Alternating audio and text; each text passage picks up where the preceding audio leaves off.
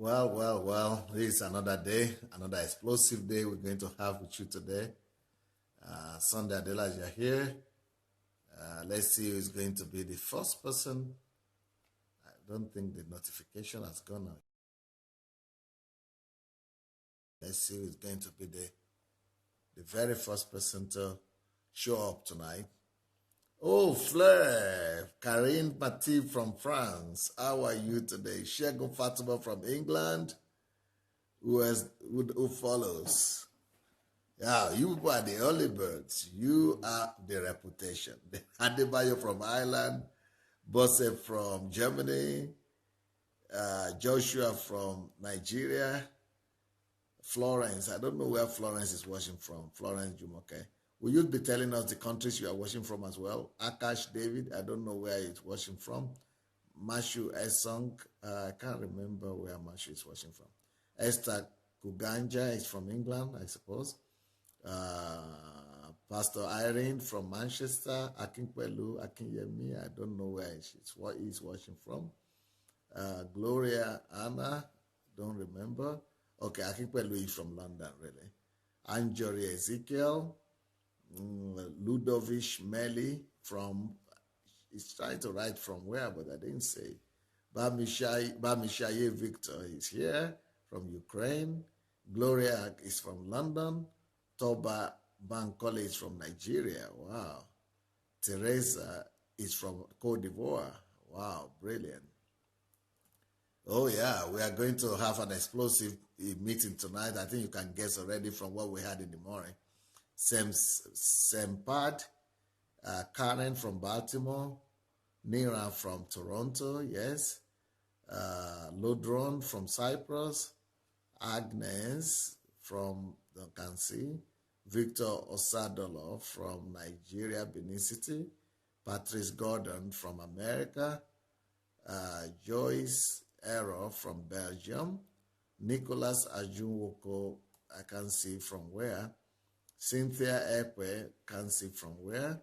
Akash David from, I can't see, is it Nigeria or something?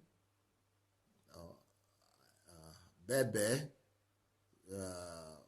we are praying for you, Bebe, that God will heal you in a supernatural way in Jesus' name.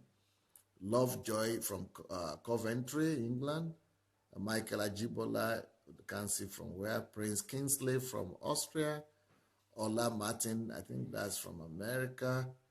Hope Monday from London. Lola Shorunke from California. Paul Schenk from Abidjan, Cote d'Ivoire. Boss has just shared, oh yeah, Yusuf is here. Ikifa from Saskatchewan, Canada. By the way, let's go and share the message, if you don't mind, please. Let's go share the message because once we begin, it will be very tough for you to begin to share the message that time. So let's go back to our timeline to go and share the message right now, if you don't mind. Everybody, can I ask you to go to your timeline and share the message so that more people could be invited to join us?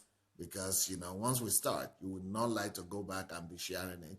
So let's immediately go back now and be sharing this, okay?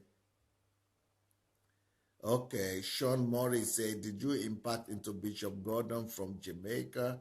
Most likely, I can't remember. I've imparted many people from many places, including Jamaica. I've been to Jamaica a few times. Michael Ajibola from Lagos, Nigeria is greeting us. Fumi Adewusi has shared. Success is saying, good evening, Pastor. I've been waiting for days. This morning was too awesome. Bojus Landu says, I can't understand. I think she speaks French. That's why you can't understand.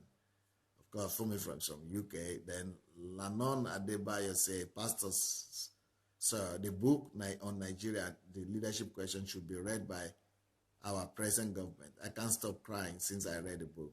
It really opened my eyes. Wow, he has read the book. He said he couldn't stop crying. Wow. Lanon, you need to write more about the book so that we could testify about the book here, and so that people will know it. Tell us your feelings. It's good that you said you were crying. but that is nice. But, it's good to write more. Good evening, Pastor, and everybody. God bless you all. That's from Cecile. All right, let's begin on time because, like I said, you are going to enjoy today's topic. Today's topic is don't spend money on what you can afford to live without. Don't spend money on what you can live without. Don't spend money on what you can afford to live without. And my guest today is one of the heroes of our programs here, is Joshua Amatare. Joshua Amatare. Let me show you Joshua. Joshua is here with me. Jacob is I actually greeting you. Hi. Say hi, Joshua. Longest time. Good to have you on. Same here. Good to have you with us. Yes. So, Joshua, did you watch the program this morning? Yes, I did. It was really... I know your testimony. Maybe before you begin to talk about this particular topic I started talking about, because in relation to this topic, I know your story and I know what happened how your own story started and your testimony started. So will you start with that, with your own story about how God started changing your mindset about money and all that? Oh, yeah. Okay, so I was here with Pastor, and as always, we were working and we were getting things done. And then how I got to get the book is another story. But the main point is when I got the Money Won't Make You Rich book, it was quite interesting because at first when I started, I thought I was just reading a book like all the other ones I've been reading. So spiritual. I thought I was going to see things on praying and fasting and sowing seeds and stuff like that. So I was wondering, because the topic was quite interesting, money won't make you rich. It doesn't really make sense in our world. If you look at it literally, you would know that, it's when you have a whole people are thinking it is money that makes you rich. Makes you rich, because when you say you're rich, someone's going to ask you, how much are you worth? How much is in your pocket, But when I started reading it, as I progressed through the book, I was becoming shocked and filled with a lot of wonder at the things I was reading. I could see that I absolutely knew nothing about money. I began to understand why I was broke. I began to understand why I have struggled with finances. I began to understand why I had to live, sometimes above my means and struggle with my finances. In fact, I began to see why in my own family, I had issues with money sometimes. And I was wondering, I said, if I had known this a long time ago, probably a lot of the hardships and the pain I had been through, I wouldn't have gone through them. But when I kept on reading, I just saw that, wow, I was really, really ignorant. And there was a lot of truth that I didn't know. I saw the laws of money. I began to understand that a lot of the things I've been taught in church were actually some of the things that were making me to live without money. That put you into more problems. Yeah, and it complicated my life. And it was so bad because some of those things, I've even taught it to other people and made them to believe those things. I had to be repenting and saying, oh God, have mercy on me, because I've ignorantly impacted the wrong kind of knowledge into people, and they were now living the same kind of life I was living, and they were not going to get any results because it was very clear. These are principles that you cannot avoid. It's either you live by them and get the good results, or you ignore them, or you don't know them and you perish. Like the Bible says, my people perish for lack of knowledge. Yeah. So I lacked the laws of money. I lacked the knowledge of the laws of money, and I suffered for it. But as I started reading this book, I started getting delivered. I didn't even have to pray. I just started knowing in my mind that, look, things are different. The whole world became different to me. Everything about me changed. You shall know the truth, and the truth will set you free. The next time I was talking to my parents, it was different. When I was talking to my mom, it was different. I told her, you have to get this book. As soon as she got it, she also started getting delivered. In fact, before she finished reading the book, her whole finance changed because she started putting things into action immediately, and everything became different. So this book transformed my entire life. And it completely set me free from poverty mentality, from the wrong mindset about money, and from chasing shadows, because I found that I was just doing the wrong thing, expecting and hoping for miracles. But money does not come to people who pray. Money does not come to people who believe in miracles and believe money will come by miracles. Money can be gotten by systematically getting and understanding how you can make wealth. So these things were all myths that I believed before, and they were debunked by this book. And in fact, I started making very good investments after reading Money Won't Make You Rich. Yeah. And it was so amazing because I started having returns. Becoming rich now. Yeah, I was now really becoming rich. And I began to understand what money won't make you rich means. and I was able to talk to other people, teach other people, write lessons down. Pastor Sandey made me to write a whole lot of lessons. I didn't even understand why at the time, but as I kept writing, I saw that the message was becoming flesh in me. Before, like he said this morning, I used to live a consumer life mentality. I had that mindset of when money comes in, just spend it on the next thing that comes around. But then I began to realize that, look, that is not how to live life. I began to see that, look, I cannot just be spending money and expect to become a millionaire or a billionaire. I began to see that I have to follow the principles of money. I have to be disciplined. I have to be able to put things in place, prioritize and understand that money is not just going to come to me because I'm good or because I'm kind or because I even want to give to charity. These are some of the things I learned from the book. And somebody is even asked, what's the name of the book, in fact? Money Won't Make You Rich by Pastor Sandey Adelaja. It's on Amazon. You can go there and get it. Or you can go to Christian bookstores or any bookstore around you and you will definitely get it. So that was the deliverance that I started getting from that book. And it was amazing because initially, one of the things I thought was going to help me become rich was if I had good intentions. I felt if I had good intentions and I wanted to give to charity and I wanted to give to people and I was very kind and very, very rich. But I saw that, in fact, giving can make you poor because it is just one of the laws of money. It comes in a pack. If you don't obey the rest of them and you just obey the law of giving alone, you will have problems. And I understood that I cannot just jump to the market and begin to buy things. I began to understand how rich people really think. We don't understand how rich people think. We just see them on the outside, maybe with their private jets, with their flashy cars, and then we believe, oh, this is how these guys actually live. But there are secrets and there are principles that they follow. So this is the book that I'm talking about. Money Would Say. Yeah, so get this book for yourself and you will get delivered. Almost every day, I get messages on Facebook or I see messages coming to Pastor Sandey about how this book has transformed the lives of people all over the world.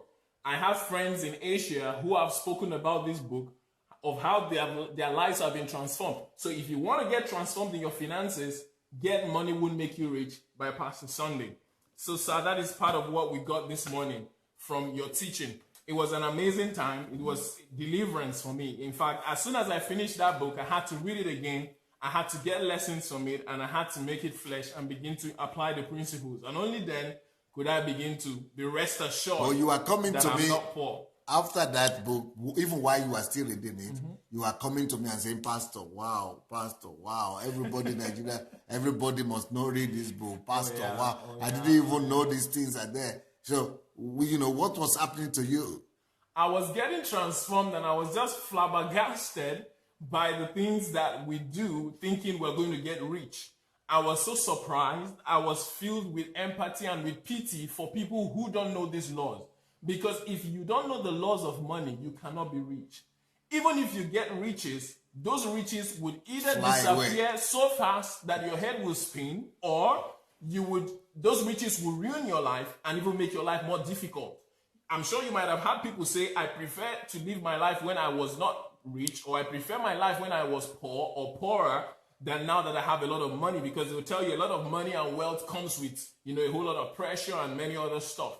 But I began to understand that money, the real riches of the real way you can get wealth, or the real way you really be rich, is when you start building your wealth from the inside of you. And it's not just about cash. It's not about the things you wear. It's not about the cars you drive or the houses you live in. It's all about the values that you have on the inside of you. And I began to understand things like, do not spend money. In fact, one of the laws that I saw that completely blew my mind was, money is not meant to be spent. Isn't that crazy? Money is not meant to be spent. I was like, what do you mean by that? I came to Pastor, I was like, this book is just insane. Because I couldn't understand how you would tell me I shouldn't spend money. But when I started reading it, I now started understanding the principle behind it. And then I read Pastor's story of how God told him he was a lazy servant. And I saw that I was also the laziest of servants. In fact, I might have probably been worse than the guy who buried his own, talent in the ground that the Bible used as an example. Because I was doing nothing with my money. I thought I was even making some investment. But because I didn't really understand the way things work, I was not getting any profit. I was not enjoying anything. And I now understood that, look, this is something that I have to learn. This is something I have to meticulously go about. And I now understood why Christians are not rich. I understood why Bill Gates is not a prayer warrior and he's the richest guy in the world. I understood why Warren Buffett and Donald Trump, those guys don't even go to church as much as we do. But these guys are the wealthiest in the world. I understood why many of the conglomerates in the world are not being run by Christians who are so dedicated to church. You know, they are not your ushers in the church. They are not even the assistant pastors. But these guys are so rich that if they want to buy your church over, they will just come and buy it and you will move your service somewhere else. And I said, wow, God has really given us these things, but we are not using them as Christians because we are over religious, you know. We are praying about everything and we are failing to obey principles. In fact, we read the Bible and we don't even understand it. I saw explanations of scriptures that I've been reading all my life and I was misinterpreting them. And that is why I was getting no results. I was just wasting my time, you know, praying and prophesying over things. Thinking it's God that decides your wealth. It was God that, you know, would give me wealth. Some of the things I saw, you know, we're saying the riches of the Gentiles are ours, you know, you have to affirm all these things. And I saw that I was ignorant. I didn't even understand what that verse meant. And I saw that it's even greed for you to be envying things that are for, you know, that other people that don't belong to you. So, and you know, a lot of pastors have taught it. A lot of teachers, you know, have taught these things, and I was believing them. But when I read Money Will Make You Rich, I completely got delivered. I completely got set free from the myth about money. I completely got set free from poverty. It all starts from the mind. If in your mind you're not ready to be rich, it doesn't matter how much you have in your hand, you would not really be rich. That's what it means. Money cannot make you rich. It's not about the money. It's about the values. It's about the understanding. It's about the knowledge that you have about the wealth that God has given to you and what, you know, how to get things that you need. So that's one of the things that happened to me when I read this book. I was so thankful to Pastor and I was like, wow, this is the biggest secret. You said you are going to give it to your parents, I already gave it to my mom and now she's a lot richer than the way she was before. Because she started applying the principles and she was like, I can't believe it. I've made so many mistakes. And if not for this knowledge that I have now, I would have continued living like that, thinking that prayers and divine provision is what would have made me free. But no. She said, if I had known this thing 5 years ago, we would be in a different place from where we are right now.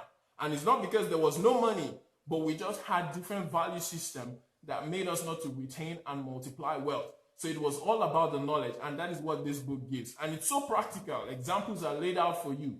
You will be able to apply whatever you read. If you diligently follow those things, you will be very rich. And you won't be among the people just waiting on God to throw wealth from heaven or taking in prophecies saying you're going to be a millionaire. Some of you don't even ask yourself, how will I become a millionaire?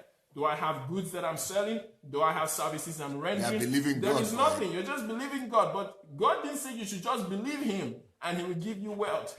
He said he will empower you, and that gives power to make wealth. You have to create wealth. Wealth is created. It's not just, you know, it doesn't just appear. It's not just given. Money doesn't just grow on trees, you know. You have to be able to walk at it and understand the principles, and then you begin to get it, and then you multiply it as well. And only then can you be rich. So it was really amazing. And this money was really nice because one of the issue Pastor talked about this money is one of the things that destroys us as human beings. We live with a consumer mentality. And we just waste time buying things that we don't need. Many of us, money controls us instead of us controlling money. Money is our God instead of us being the gods of money. But many of us don't realize it. I'll give you an example. Many of you, the money you have right now, you're not able to keep it. It's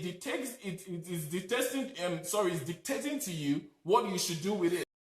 Many of us, as soon as we get money, the first thing that comes to our mind is a TV we're going to buy, or the next phone we're going to buy, or the next shoes, or the next clothes we're going to buy, or the next belt, or whatever it is that is in vogue at the time. That is what we're going to go for. Whatever the advertisers on TV, on the computer say is the best, we go for it. Many of us as students, when I was in school, we had phones that even our lecturers were not using. And these phones, we didn't even pay for it with our own money. We were using things that when you look at them, we call them gadgets. You know, when we carry around these gadgets, we were thinking we were cool. But none of us had lands. None of us had shares. But if you asked us, we're going to say, yeah, we want to be rich. But because we didn't understand the way things work, we were busy just, building castles in the air. I've seen ladies who the hair on their head can buy a plot of land. So some of them are wearing lands on their head, all because they want to look beautiful. And it doesn't even last for a month. Some of them change their hairstyles every month, and it's so expensive that you'll be asking yourself, do you really need to put this stuff on your head? Do you really need to spend hundreds of dollars just making your hair? What you're doing is not going to make you rich. Some of us, like Pastor said this morning, you keep upgrading your phone. You keep upgrading your iPads. You keep buying new cars. You want to live in bigger houses. None of these things give joy. But many of us feel like, if I have a better house, if I have a better car, if I have better clothes, I will be happier. But it's not true. We're just chasing shadows. It's like a mirage. When you get there, you'll find that there is absolutely nothing there, and then you want something bigger. And if you notice, those who are extremely rich, or if you're privileged to meet multi-millionaires or billionaires, they don't use fancy stuff. In fact, some of them use things that you'll be so shocked. You'll be like, I used to using this. They'll be like, I don't care. It works for me. It's working fine. So I'm not bothered. So they go ahead with their business, making billions, while those who are consumers just keep running after the goods and the things that they are producing. So we need to get our minds out of just consuming stuff. We need to begin to invest in our lives. We need to begin to invest in companies. We need to be able to control ourselves. One of the tests that book gives us is, it says, when you get money, just try and see how long you can hold on to it without spending it. Some people, when they have money, it's like they are holding a hot egg. They can't just be composed till they spend it. I've seen friends who, as soon as they get money, they just take a walk to the mall. They're not going to buy anything. They just stroll through the mall and they just keep looking from store to store till they find something. And then they will come back with big bags. And you ask them what happened. They'll be like, well, I didn't plan to buy anything, but when I got to the store, I saw this cool jacket. I saw these cool shoes, so I decided to buy them. And then the next day they dress up, they look cool, but those things in 3-4 months, they change it again. In Ukraine, it becomes winter. And they say, I need to get another cool jacket. The one from the previous year is not bad. It's not spoiled, but they say, I can't be wearing the same jacket every year. It's not cool enough. I need to look fresh for the fresh season. And they keep looking fresh and they keep losing stuff. So this is something that is like an epidemic all through the church. Many of us, I've seen people who don't go to church if they don't have a new dress to wear. On Sunday, you ask somebody, why didn't you come to church? They'll say, I didn't have what to wear. What about what you wore last Sunday? I can't keep repeating clothes, is what they will say. It was shocking to me when I first heard it, but I've seen not one, not two, not three people who wouldn't go to church just because they don't have a new fancy dress to wear. But it's not like there are no dresses in their wardrobe, or it's not that they don't have suits or ties or shirts. They just want to look different every day, and because of that, they spend money that they don't even have. Some people have maxed out their credit cards just buying things that they don't need. If you're wearing the same shirt and the same trouser to church every Sunday, is God still not going to bless you? Are you not still going to receive whatever God wants for you and understand the message?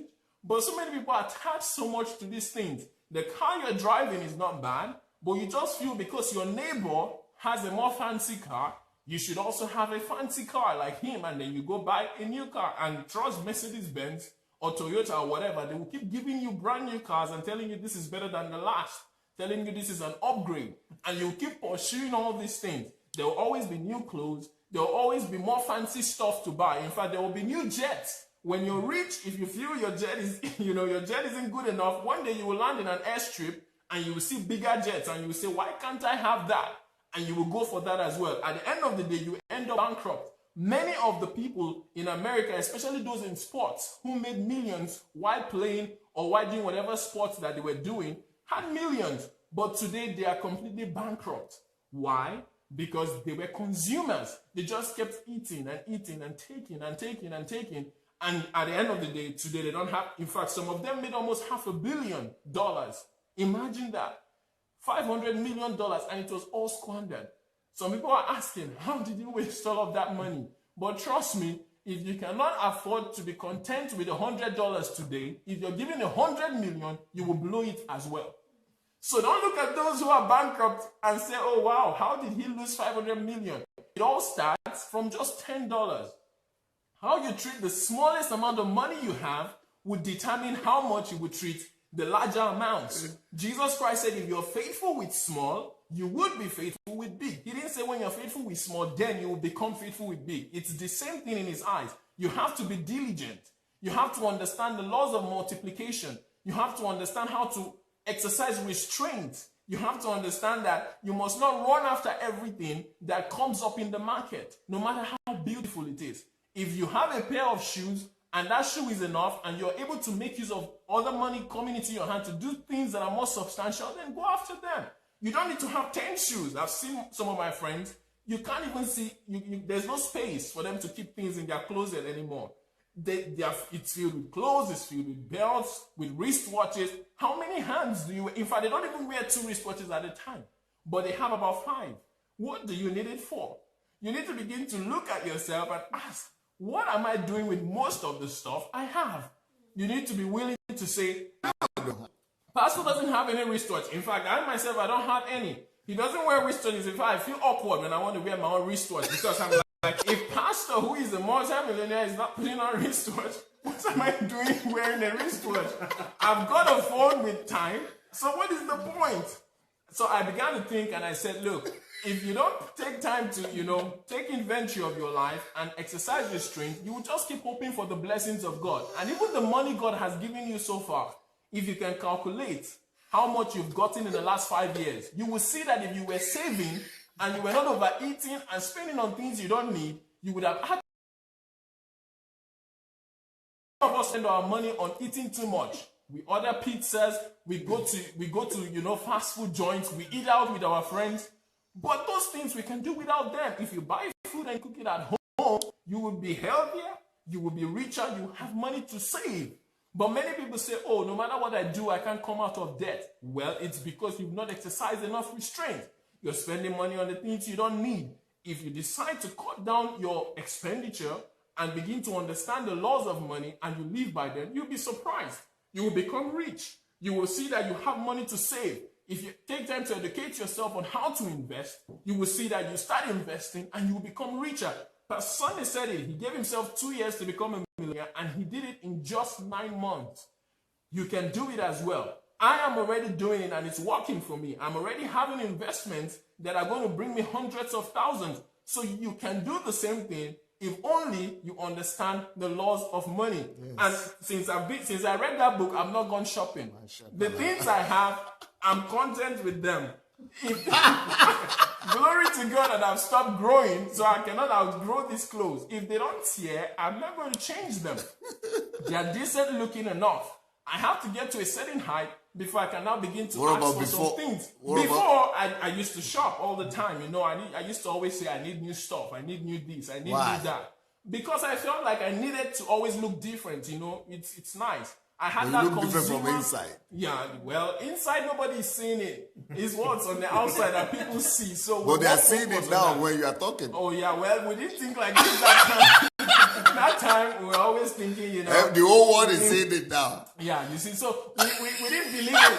We didn't think, when you talk, it's fine. We thought we needed to, package. That's what we call it, packaging. You need to package well if you want to be taken seriously. So I began to find that, look, just put it on clean on vacation to spend. Yeah. But poor people don't know that. Average people don't know that. Just see them going on vacation and they say, we are also going on vacation. And on that vacation, they spend all of their money. And when they come back, they've got nothing. Meanwhile, the rich guy, even while he was on vacation, his businesses and his investments are still giving him a lot more money. But we don't know that. I noticed that many people, especially in the US, many of the young black men want to look flashy. They want to look so stylish. But they don't understand why the Warren Buffetts might be putting on only one jacket and they're happy. These are men who are billionaires. But they don't see the pleasure in just buying new stuff and looking like they have the whole world on them.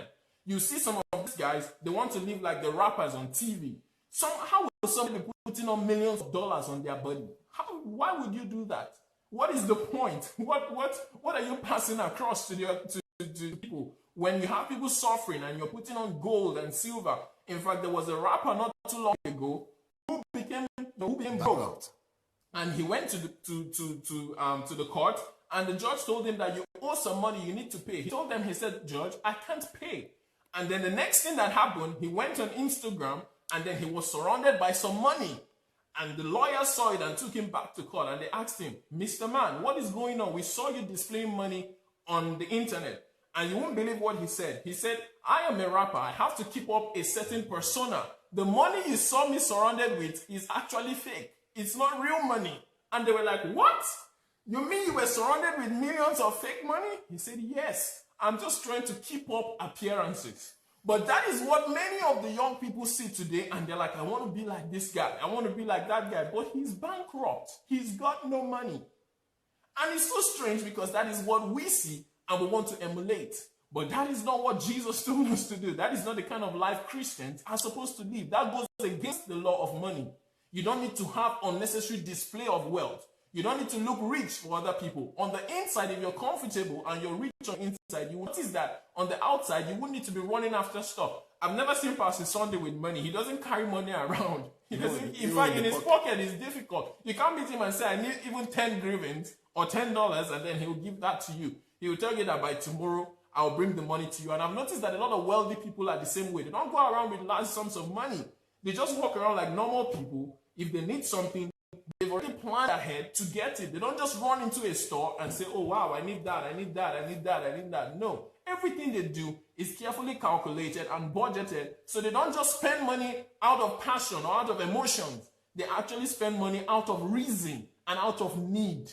And if they don't need it, let it go. If they need it, they will get it. But many of us don't live like that. Some of you, if you look around your house right now, you will see that you bought things that cost hundreds of thousands of dollars that you actually don't need. That money would have been invested in something that would make you richer. But because you don't know the laws of money, you ended up buying something that the advertisers told you was cool, but today you don't need it. Some of you go eating in places where you cannot really afford because you want to just be happy. Pastor said on the birthday of his kids, they don't go anywhere. Thank God I didn't grow up like that as well. Oh, sorry, I grew up like that. I didn't grow up, with gifts and all that stuff. My parents were anything like that. You sit at home, you sing, you pray, you read the Bible, and then you eat. But many people, when it's their birthday, they must have big parties. Some of them do bar mitzvahs that cost millions. And we say, oh, wow, I want to live like that. That is not going to glorify God. That is not going to make you rich. That is not going to make you happy. That's not even going to make you live a better life. Some of these guys who are wealthy or who were wealthy as sportsmen, they had entourage. They had guys going everywhere with them. But today that they are broke, all those friends have disappeared. They don't even have one. So even the people that you may be trying to impress, they don't even care. They might be around you just because you've got something to give to them. But as soon as the money you have is gone, so will those friends. So you don't really need to use money to impress anybody. You should live a life of integrity, a life of contentment, a life of sincere joy that comes from the inside, not as a result of the things you have. The moment money can change your mood, money controls you. I'm very sorry to say. If money makes you happy or sad, then money controls you. When money does not determine your goals, when money does not determine your happiness or your mood, when money does not determine your time, how long you spend with your family, then you can say you're controlling money. But till then, I'm sorry, money is controlling you. If you're going to be spending time at work for hours and then you come back only to buy things you don't need, then what is happening? It shows money is controlling you. We have been born to control money. It's just paper. It's very important, but the principles of money. So Get Money Won't Make You Rich is a book that will enlighten you. It's a book that will enrich you. You need to change somebody if they ask him where can they get it. You can get it on Amazon or you can get it from bookstores depending on where you are. If you're in the US, you can get it from bookstores or you can get it from Amazon. Anywhere you are, Amazon, as long as you have the internet, you can get the Kindle version or you can have it delivered to you. Amazon will tell you how long it will take for you to get this book. So this is the book, Money Won't Make You Rich. Well, they could go and read the first 2 chapters now. Yeah, the first 2 chapters are free. It will be available on Pastor's blog in a week's time. The blog was just moved to a new site, so some of the features are not yet working. But in a week, you can go and read 2 chapters for free, and you'll be amazed at the kind of truths that you would see. So money does not make people rich. Discipline does. Investment does. Knowledge does. That's why you see that even the rich people of the world today, they spend time studying. They don't just say, oh, I'm rich and I'm good. They spend time educating their minds. They spend time improving themselves, and that is why they're able to hold on to money. So there are a whole lot of other things that I can share with you on money will make you rich, but you need to just get it yourself and understand and read the book yourself. The principle of today is don't spend money on things that you can do without. I was just about to say that you have moved from the topic of the day to money will make you rich. Money will make you rich is the name of my book, but it has consumed you because you read the book, and the book has changed your life. But I think we should come back to the title of today's message, and the title of today's message was don't spend money on things you can do without. But I'm sure, because I've been talking about other topics all these weeks, and I've not spoken about money or anything like that. Was it a surprise to you for you to hear me mention the topic of today? And what did you think? You thought it was going to be, what was your first reaction or impression when you had me mention to this? My first impression was like, oh wow, okay, so Pastor finally wants to help some people out. Because I know that those who don't know about this book or who don't know about his principles of money, they would not know many of the things that he's saying. So I was like, okay, here comes another topic of deliverance. This kind of deliverance, prayer cannot do it. It doesn't matter how long you spend praying and fasting. You would spend money if you don't understand that it should not be spent. So I was really happy when I saw the topic, and I was like, oh, great. Finally, we're going to get some more nuggets on how to live a disciplined and a fruitful life. So that was my first impression. Okay, what was your last impression? What was your last impression when you discovered that I had to go? I couldn't go any further. I was very unhappy. I was really sad. And I was like, God, when will these court cases end? So that we don't have such interruption. So I really wanted more, because today you didn't even talk for up to 45 minutes. And I was like, oh, wow, we really missed out on a lot, because I'm sure there was a lot more you had to say that would have gone an hour and a lot more lessons for us to learn. But I felt privileged anyway. I said, at least you've shared some stuff with us that will set anybody free who really wants to be free from, spending on without thought and unnecessarily. So I was really unhappy, but then I was still grateful that we got to hear something at least. And what are the points that really got to you? What will you say are the points that really touched you today, that got to you today, that you think will help people? The number one point that I know that would help everyone is none of the things you have can really give you joy or satisfaction. That's the number one thing that I got. Money will not give you satisfaction. Clothes will not give you satisfaction. The car, a house, whatever it is that you think you need to be happier, that is not where happiness comes from. And the more you go after those things, the more you become greedy, the more you begin to, go out of your way. And in fact, it gives room for you to become somebody who is not truthful anymore, because you want to use whatever means necessary to get money. But that is the wrong approach. So I began to see that there is nothing you have that will really give you joy. The real joy that comes into a man's life is the joy that comes from God. It's not the joy that comes from the things that you own. The invisible things. Yeah, the invisible things are the things that really make you happy and joyous, not the things that you own. Things that make you happy in the invisible are things like family, joy, compassion, kindness, generosity. These are things that you have to develop in yourself. Discipline, a communion with God, a relationship with God. These are the things that really make you to be whole as a person. What you own in your hands, they are transcendent. The things that you build into your life, those are internal. Those are the things that really make a human being, not the things that you own. There are people who don't have clothes to wear. That doesn't stop them from being human. So as long as you've got, these values on the inside of you and these principles on the inside of you, as long as you've got the love of God, you've got a relationship with God, you have compassion for people, that is what really matters, the things that you own. Okay. Now, going back to Nigeria, I want you to also talk about the fact that we've been talking about Nigeria these days. Yes. So what do you think? Talking about Nigeria, I'm going to show the book. Yes, raise it up a little bit. Yeah. So this is the book, my latest book. Yes. That it's not just about Nigeria, it's about countries, how to make your country great, contribute to the nation. And this book is on Amazon now also. It just came out. But I'm going to Nigeria. This is my introduction to Nigeria, this book. And, you know, people don't know other aspects of Pastor Sandey yet, including one I touched on small today.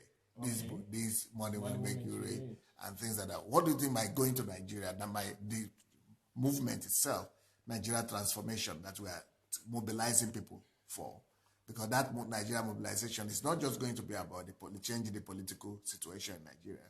It's going to be about enriching Nigeria and by liberating them, and renew the mind and liberating them from it. So in that sense, knowing what you know about my teachings on money and all that, what do you think this Nigerian transformation work would do for Nigeria as a nation? What do you think this teaching alone that I've touched on today would do for this country or for even believers? I think this teaching is going to liberate the nation. That's just the truth. I think it's going to set millions of people free. I think it's going to make people to walk into their destinies and become more fruitful as human beings and become more fruitful as God's people and God's servants here on earth. What is about to eat Nigeria? What Pastor is bringing to that country is going to be, in fact, it's going to be explosive. It's something that we've never seen before. Lives are going to be changed. The whole country is going to be changed. Every local government, every state, every city, every nook and cranny of Nigeria is going to know that change is really here. Transformation is really here. Because I've had the privilege of seeing some of the plans, and when you read this book, you will understand the way Pastor Sandey thinks, and you will know that, look, what is about to happen in that country is Nigeria is about to embrace its destiny. That's what I really think. And I believe that it starts from the minds of the people. And as soon as this happens, in fact, the country will start. Nigeria will become the next place in the world where everybody will want to go to. Everybody will start seeking out Nigerian visas. Just trust me. In a few years from now, after Pastor Sandey gets there, and then with all of this work and all of this transformation, he has already done it in Ukraine. Don't forget, Ukraine was a country who nobody knew anything about. But just because of the embassy of God, hundreds and tens of thousands of people have come here just to see. The country is changed. So the whole country is changed. The whole country is transformed. So just imagine what happens when he goes back to his own country, where everybody is waiting, where everybody is crying and saying, we need help. Oh, wow. You wouldn't believe the things that will happen. So it's going to be explosive. It's going to be transformational. Everybody is going to feel it. Will you tell them about my movement, Nigeria transformation movement, that we are taking people? Yeah, so Pastor is taking 2,000 people from outside Nigeria, from the diaspora. Whether you're from England, you're from America, you're from Barbados, wherever you are, from Canada, UK. Not just Nigerians. Not just Nigerians. Everybody. He's already taken 200 Ukrainians to come with him to Nigeria. He has invested in their lives and he has helped them build their country, and it's their turn to give back. So he's bringing 200 Ukrainians, and then he's bringing 2,000 of different people, experts from different parts of the world, to go and help build Nigeria. So if you want to be part of this movement, you can just send an email to Nigeria@SandeyAdelajaFoundation.com. Nigeria@SandeyAdelajaFoundation.com. If you want to be part of this movement, if you want to be part of this change, if you want to be part of this new move of God, this new type of revival that is about to come on the whole nation, please send your emails. And it doesn't matter what you do, you're still needed. Many of you are going to be trained, so get yourselves ready for what God is about to do in the nation of Nigeria. It doesn't matter where you're from. If you have a passion for Africa, I've met a lot of foreigners in Europe and from America who say, I love to visit Nigeria. I would love to go to Africa. You know, I've seen things on TV. I think I can help. Now we don't need you to bring clothes. We don't need you to give money. We need you to give your life. And you'll be given all the tools that you need to bring change. And you'll be amazed at what you do. Nigeria is a beautiful country full of passionate people. In fact, the whole of Africa, we've got loving people everywhere who really need help. So we need you to dedicate your time, to dedicate your life to this move, and you will be happy that you did. Because what is about to happen, trust me, you don't want to be on the sidelines for it. You want to be right in the middle, right in the center of the movement. And you can do that by sending an email to Nigeria@SandeyAdelajaFoundation.com. What about, I know that Sufficient and others started a movement on WhatsApp, they call it. I'm not aware of it. Yeah, they started. Sufficient gave the telephone yesterday. Maybe if anyone has the telephone that was given yesterday for the WhatsApp group. Yeah, I think WhatsApp group. They have a group or so on WhatsApp. Yeah, I heard that. You don't know the telephone number. I didn't use WhatsApp. Okay. Did anybody write the telephone number down yesterday from Sufficient that she gave for the WhatsApp Nigerian Transformation Group? Please, if you have that telephone, please write it right now so that people who want to know more about Nigerian Transformation Group could join that team. Please write the telephone that was given to you yesterday. Thank you. Now, going back to this other topic that we started today, you know, what are the other things that touched you that you think minister to you and probably will help other people? One of the things that touched me the most is the fact that many of us are prey to the advertising world. We are people who are just gullible and we don't exercise any kind of restraint. And when I looked at my life before I knew the things that I know now and before listening to Pastor this morning, I could see that I'm being influenced by the things that I see. I'm being influenced by my culture. I'm being influenced by my environment. I'm being influenced by peers. I'm influenced by the things I see just by vicinity. And I said, if we can close our eyes to some of the things that we see around us, we would be better off. We wouldn't spend money that we don't have. And the funniest part is the capitalist system just keeps giving you stuff. So you go spend and then you now get into debt. Many of us today are in debt and we don't know how to come out of it. Not because, we had to do it, not something like student loans or something like that, but just because we couldn't control our appetite. And I said, the world will keep feeding you with information and trying to make you to buy things. But I must not agree to be a prey to these advertisers. I must not be a prey to the system. I must make up my mind to be an individual, to be a personality who can say no to the things I don't need and who will say yes to the things that I need. If I'm not able to control my appetites, then I would not be able to control my spending. And this topic is just going to be a myth. But you have to be willing to discipline yourself to make sure that you don't spend money on things that you don't need. Every one of us has done it before. Like I said previously, if you look around where you're seated right now, if you look around your apartment, your house, you will see that you have a lot of stuff that you don't need.